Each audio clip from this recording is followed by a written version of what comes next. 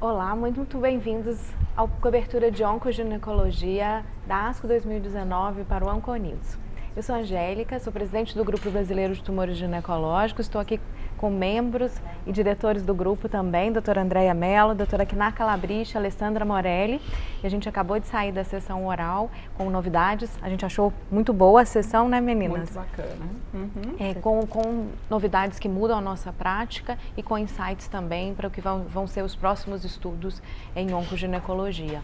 Bom, começando por câncer do colo do útero. Muitas vezes não tem nada de câncer de colo de útero na sessão oral e a gente teve algumas coisas interessantes.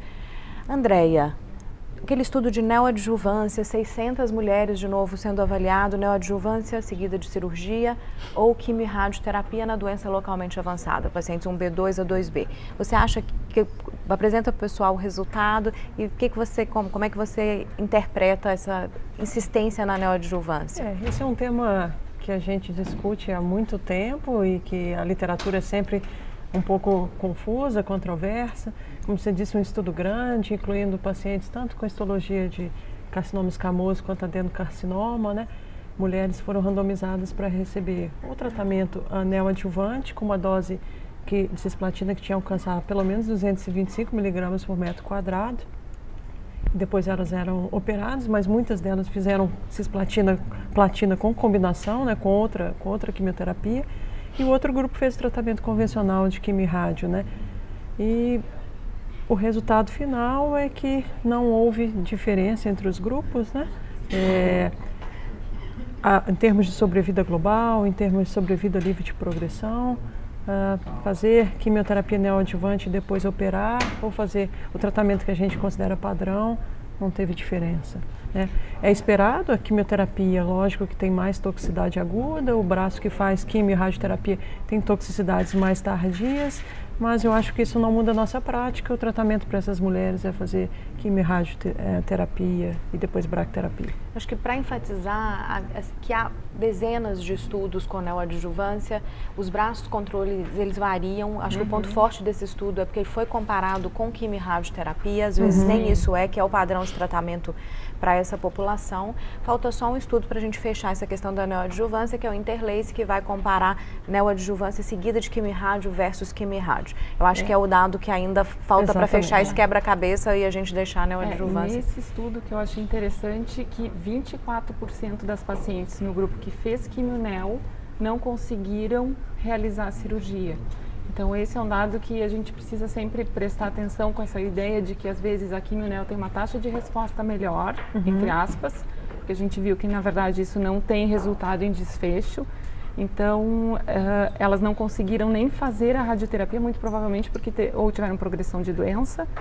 E, enfim, acho que corrobora o que a gente já sabe de anos, que a quimio e a radioterapia são o melhor tratamento para essas pacientes. E se a gente for olhar as curvas ali, se tivesse um braço ganhador, seria a quimio e radioterapia. Né? Sem dúvida. Então a gente não pode esquecer isso. O melhor braço de sobrevida livre de progressão, com 4 meses de sobrevida livre de progressão a mais, foi a quimio e radioterapia. O que a gente tem que batalhar é para ter radioterapia a tempo para as nossas pacientes. Que esse é um problema. Se usa estratégia no Brasil de neoadjuvância, no intuito de você postergar o tratamento definitivo, já que as pacientes não têm acesso ao tratamento definitivo, que é a cirurgia ou a quimio-radioterapia. Mas na vigência do tratamento ideal, a gente tem que optar tendo acesso, quimio-radioterapia é o padrão para paciente com doença localmente avançada, segue sendo.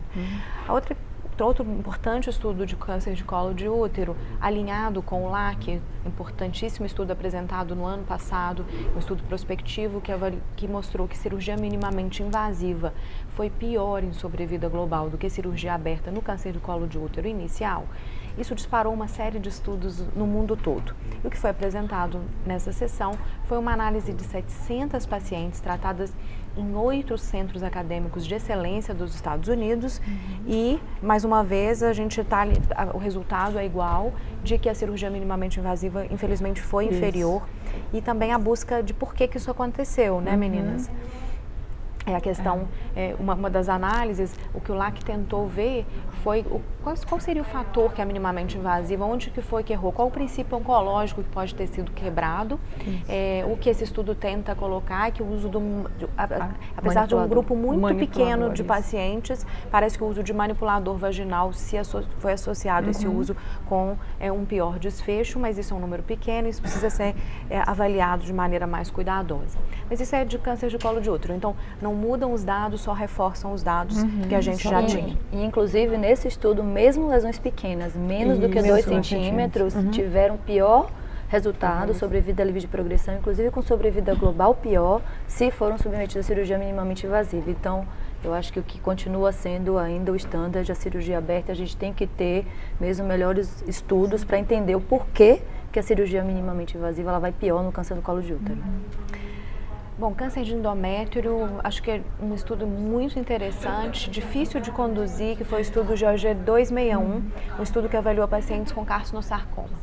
Carcinosarcoma é uma doença rara, era considerado um sarcoma uterino e foi reclassificado como um carcinoma epitelial de alto grau. Ele tem essa questão mista de parte de carcinoma e parte de sarcoma.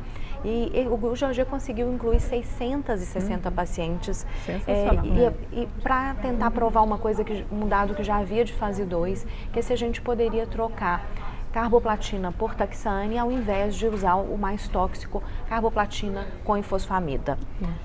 É paclitaxel com ifosfamida. Paclitaxel com ifosfamida, desculpa. Isso. Então, o resultado foi, foi um resultado de não inferioridade. Então, na verdade, esse estudo corrobora o que a gente já vinha fazendo na prática, que é a manutenção da carbo com o paclitaxel. A ifosfamida nos traz um certo desconforto, muitas vezes, é uma medicação mais tóxica, e esse estudo nos dá o respaldo para que a gente, na minha opinião, pelo menos, continue usando. Sim, é um estudo positivo. Ele foi melhor em desfecho de sobrevida, ele foi menos tóxico. Então agora a gente tem o fase 3 e que nos ajuda, então, a essa prescrição de um tratamento com melhor qualidade de vida para os pacientes nesse cenário que é tão difícil de tratar. Então, GOG 261 é uma mudança de conduta, né? Agora baseada num fase 3. Fosfamida é complicado, né? Mais de um dia de tratamento, o paciente tem que voltar. Suporte de grana. Mas muito mais tóxico, precisa de filgrastima. E interessante que também incluíram carcinosarcomas primários de ovário, né? O N foi muito pequeno, né? Mas segue o mesmo conceito. 60 pacientes, 100 pacientes eram carcinosarcoma de origem ovariana. Interessante esse estudo, então fica aí a mudança de prática da gente baseada num fase 3. Bom, 2 outros importantes estudos foram avaliando a imunoterapia no câncer de endométrio.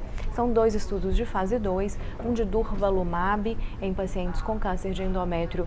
Foram aproximadamente 70 pacientes nesse fase 2 e o estudo do avelumab, que é um estudo um pouco menor, com aproximadamente 30 pacientes.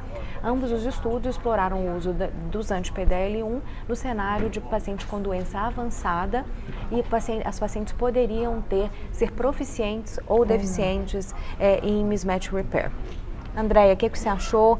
Já traz essa informação para a prática clínica? É só promissora? Acho que no campo do tumor ginecológico, talvez os mais promissores resultados que vieram até agora são, com certeza, em endométrio, né?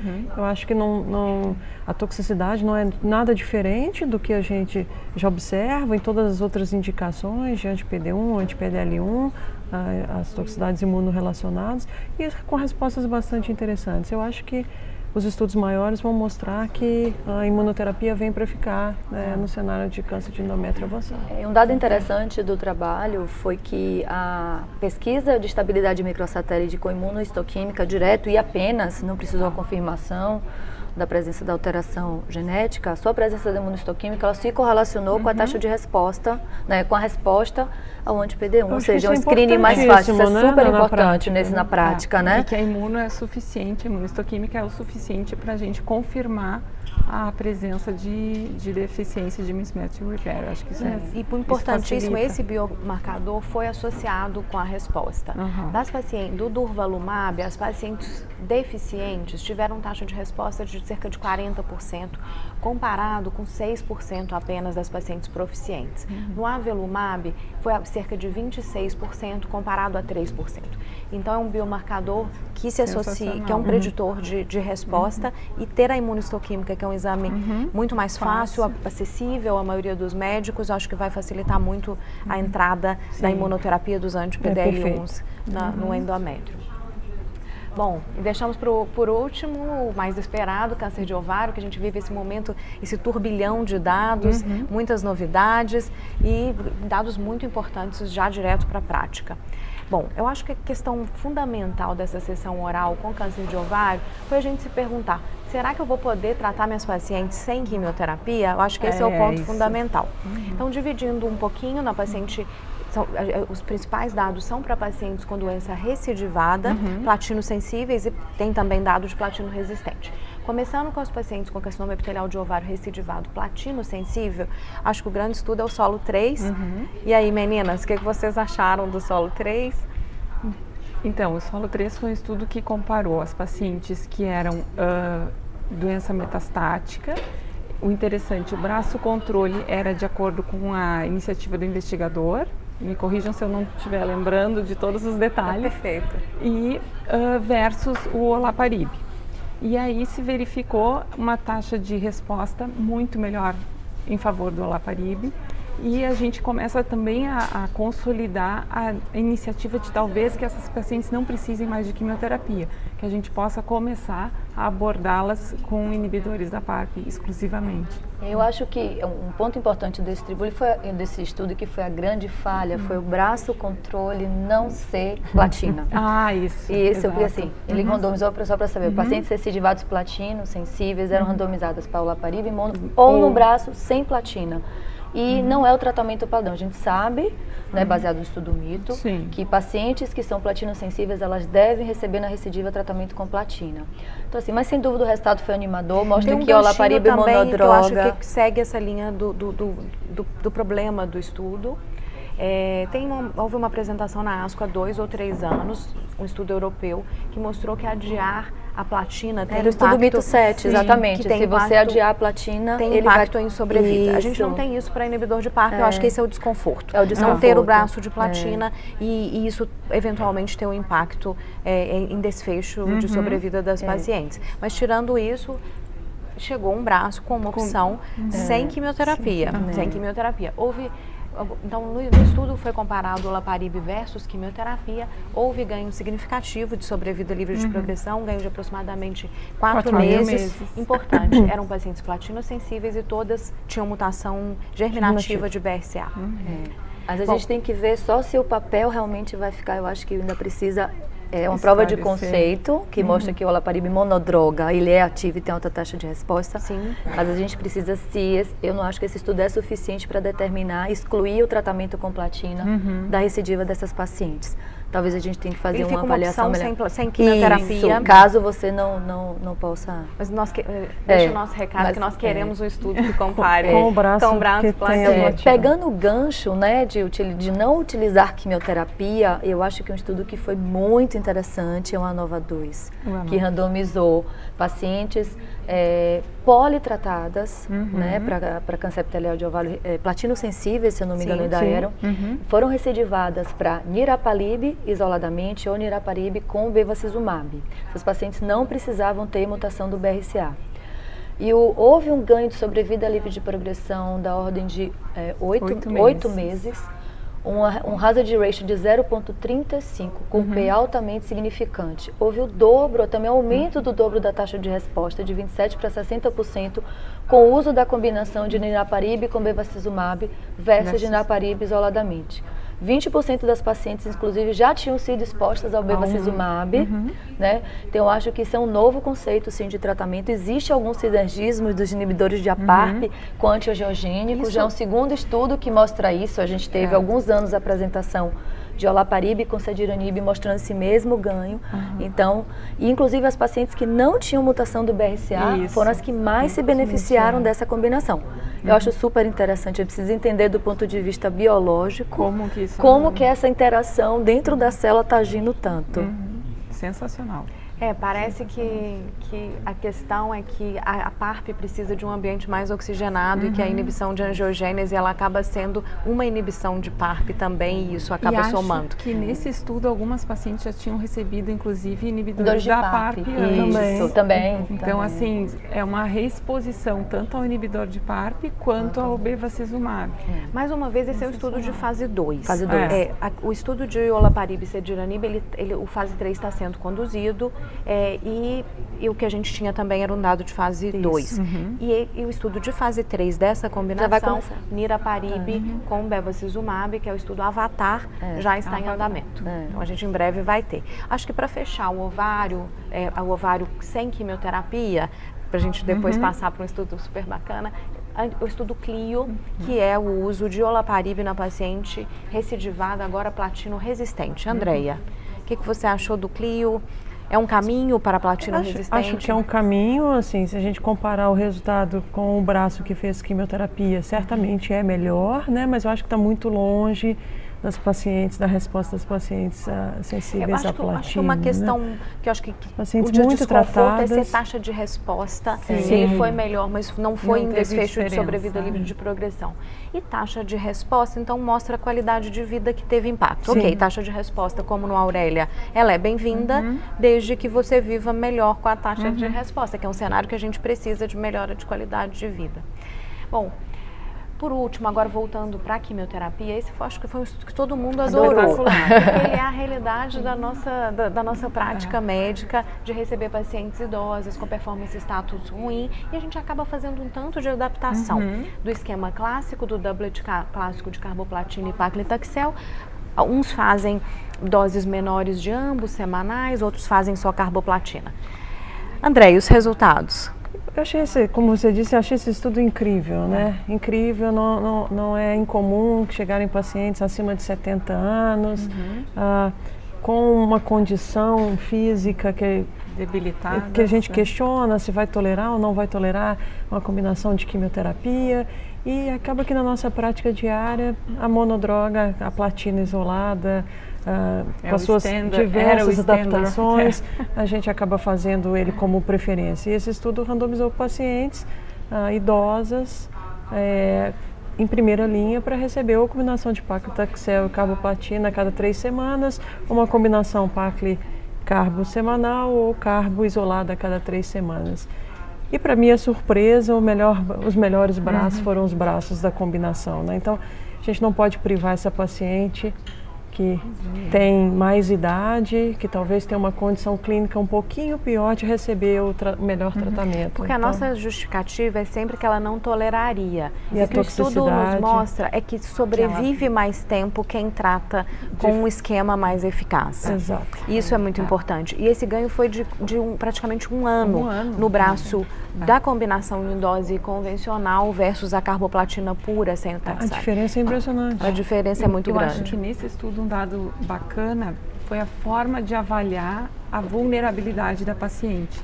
Então, são critérios bem determinados, inclusive incluindo albumina, capacidade cognitiva, de depressão, paciente com depressão ou não. Então, eu acho que é bacana depois separar direitinho desse estudo, quais foram esses critérios. Esse é um score validado do grupo gineco, do grupo europeu gineco. E o ponto de corte era ser 3 ou maior. Então, acho que quem for aplicar de fato o estudo, né, Alessandra, ir atrás do score. Eu acho que esse outro estudo que muda a prática clínica, muita gente fazia monodroga. Esse muda a minha prática eu fazia clínica. monodroga para pacientes idosas, porque com risco da toxicidade, medo da toxicidade, mas na verdade não fazer o tratamento padrão com carbo e paclitaxel, você está diminuindo a sobrevida dessas pacientes.